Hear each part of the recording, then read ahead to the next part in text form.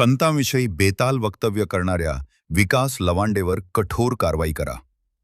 श्रीराम सेवा मंडळाची मागणी. महाराष्ट्रातील 20हून अधिक संत महंत यांना घुसखोर म्हणून पत्रकार परिषद व सोशल मीडियाद्वारे बेताल वक्तव्य करणाऱ्या राष्ट्रवादी शरद पवार गटाच्या विकास लवांडे या व्यक्तीवर कायदेशीर कठोर कारवाई करण्यात यावी अशी मागणी नेवासा तालुक्यातील देवगाव, भेंडा व देवगड भक्त परिवारातील श्रीराम सेवा मंडळाच्या भाविकांनी नेवासा तहसीलदार व पोलीस निरीक्षक यांना निवेदनाद्वारे केली आहे. यावेळी देण्यात आलेल्या निवेदनात म्हटले आहे की गुरुवारी दिनांक 16 एप्रिल रोजी महाराष्ट्र राज्यातील राष्ट्रवादी शरद पवार गटाचे विकास लवांडे नामक व्यक्तीने सामाजिक न्याय व्यवस्था व स्वास्थ्य संकटात यावे म्हणून तसेच हिंदू धर्मियांच्या धार्मिक भावना दुखावण्याच्या हेतूने राज्याचे वैभव असलेल्या वारकरी संप्रदायातील विविध साधू, संत, महंत यांची नावे घेऊन त्यांना घुसखोरसारखा शब्द वापरून प्रचंड मोठा अपमान केला आहे. यामुळे प्रचंड रोष सकल हिंदू समाजाच्या मनामध्ये निर्माण झाला आहे.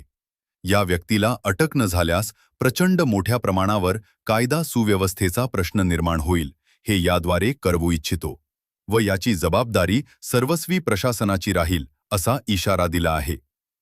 नेवासा तालुक्यासह पूर्ण महाराष्ट्राला पूजनीय असणाऱ्या देवगड देवस्थानचे परमपूजनीय महंत श्री भास्कर गिरीजी बाबा यांच्यासह इतर 19 संत महंत यांच्याबाबत कोणताही विचार न करता, कागदोपत्री पुरावा न देता, कोणत्याही सक्षम न्यायालयांचे निर्णय न घेता मनाला वाटेल तसे बोलण्याचा अधिकार म्हणून समाजाचे सामाजिक स्वास्थ्य खराब होऊन कायद सुव्यवस्थेचा प्रश्न निर्माण होईल असे वक्तव्य विकास लवांडे याने केले आहे.